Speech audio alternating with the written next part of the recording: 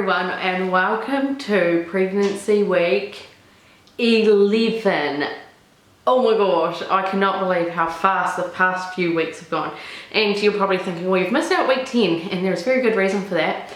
And that is because I was just so utterly exhausted that I just couldn't even get makeup on. I couldn't even, bother to do anything with my hair. Not that I've really done much today, but that was probably week 10. I'm just gonna get straight to symptoms. Week 10 was the worst week of pregnancy I've had so far. I was nauseous all day. Vomiting come on, so I was vomiting, I was nauseous, I was extremely tired, and I know I've had those symptoms for the previous weeks, but it was just intensified. I couldn't even think right. My brain was so clouded. It was awful. It was definitely the worst week, and I just couldn't even, I did the bare minimum to just live, really. Martin had to cook tea quite a few times. I just could not do anything. It was just really awful. And I remember maybe like a couple of days of that in Roman's pregnancy. A lot of the symptoms I'm having now are very similar to Roman's pregnancy. Week 10, nausea, vomiting, extreme tiredness, just fuzzy brain, just nothing was really connecting right anywhere. Whereas now, so like from 10 to 11 weeks, so it must have been 9 to 10 weeks that I had that really awful week. So in 10 to 11 weeks, so I'm 11 weeks now, my symptoms are that I am no longer nauseous. So it's very minimal. If there is something, it's very minimal. And instead I'm vomiting every morning. But the thing is, I'd actually much prefer that, because once I've kind of vomited in the morning, I actually feel really good. Like I just vomit and I get it over and done with, and I'm good for most of the day.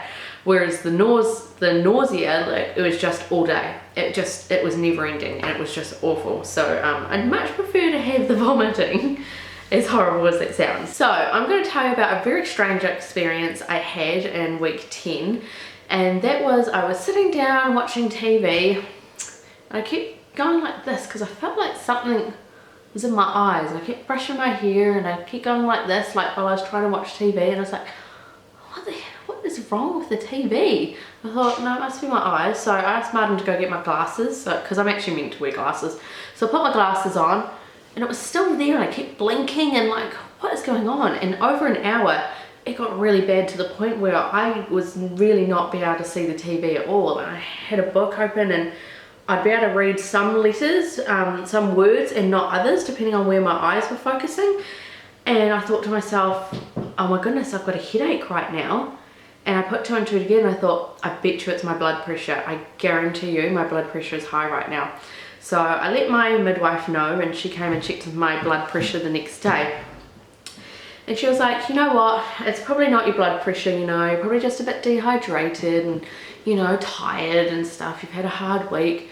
And then she took my blood pressure, and she's like, okay, it is a little bit high. So it was 140 over 90, and then the second one the next day was 130 over 97, I think it was. Yeah, so that bottom number was getting higher. So yeah, it is a bit high. And so she kind of got hold of someone and be like, okay, so what do we do? Because at the time I was only 10 weeks pregnant, and she's like, that's quite early for pregnancy-induced hypertension. So what I have to do is I have to go sort my blood pressure out through my GP, and if I still have the high blood pressure at 20 weeks, then they're going to treat me for pregnancy-induced hypertension. So, which is what I've had in both my previous pregnancies. Roman, I had the high blood pressure and preeclampsia. I looked at my notes, it said severe preeclampsia. I was like, okay, I didn't know it was that bad. And then in Mila Rose's case, it was just the high blood pressure. It's happening again in this pregnancy already, so that's fun. So I went to my midwife appointment, and so she checked my blood pressure again, and that was the second one, 130 over 97. And then when you go see your midwife, you get this little strip, and you go pee on it, and it's got lots of little colours, and if the colours change, how much of the colour changes will tell you kind of certain things wrong with you. So the immediate change was this one on the end, and it is white, and immediately that white one turned purple, and I thought, uh-oh, what's that one? Because I can't remember what colours are which. and a few more of them changed colours. I thought, oh my goodness, this is not good, because I've never had them like changing colours like this early in my pregnancy. And so I took it back to my midwife and she was like, okay, so you've got blood in your urine. I was like, okay, that was the white one that turned purple. So there's blood in my urine. There was a discharge, which I was unaware of, and also there was one that is yellow, and when I peed on it, it turned forest green. Turns out that means I am severely dehydrated. So yellow means you're hydrated, and the more green it is the more dehydrated you are, and mine was like forest green. It was like almost black. So I have now been instructed to drink 6 litres of water a day. 6. This here is at 1.25 litres, and I struggle to get through this in a day. So it's been a real challenge for me, but I have to do it. So it'll be interesting to see when I put on that stick thing again at my next appointment to see if I've made some improvement in that. So I have to take in a urine sample to the med lab to get that blood in my urine checked out. Could be a urinary tract infection that I'm unaware of, because I have no symptoms of a urinary tract infection at all. And my midwife said that, you know, maybe you've got that and you just, you know, don't have any symptoms, or sometimes it can be normal for a pregnant woman to have a little bit of blood in the urine, but I've got to get it checked out, because if I've got a UTI, obviously we need to treat it. And the discharge, I was like, okay, I don't know about any discharge, I haven't noticed anything. And it's funny because 2 days after that appointment, I did start to notice a discharge, and it wasn't smelly and it wasn't itchy, which she said is most likely, what's it called, thrush. So it's not, so the symptoms of that are cream, cheesy, gunky discharge, and a smell and itchy, and it was none of those. Basically it's just really, really light yellow, and it's like very minimal. So I don't know what it is. Could just be a normal pregnancy discharge, but it's funny that it actually showed up on the pee stick before I even noticed it actually happening. So I will talk to my midwife about that, but I'm pretty sure I mean, we could treat it, but we don't know what it is. So yeah, the blood pressure thing kind of sucks, but yeah, my midwife basically said to me, she's like, you are not going to get to 40 weeks and you are going to have a February baby. That's just how it is. You know, if your blood pressure is doing this already, it's just a fact that I'm going to have another induction, which really kind of tore my heart out a bit, because I'm desperately going to try and get to that 40 weeks and go into labour naturally, but she's like, it's not going to happen. I was like, I'm going to make it happen. I'll make it happen. So we'll see how we go. It'll be interesting to see how this pregnancy goes.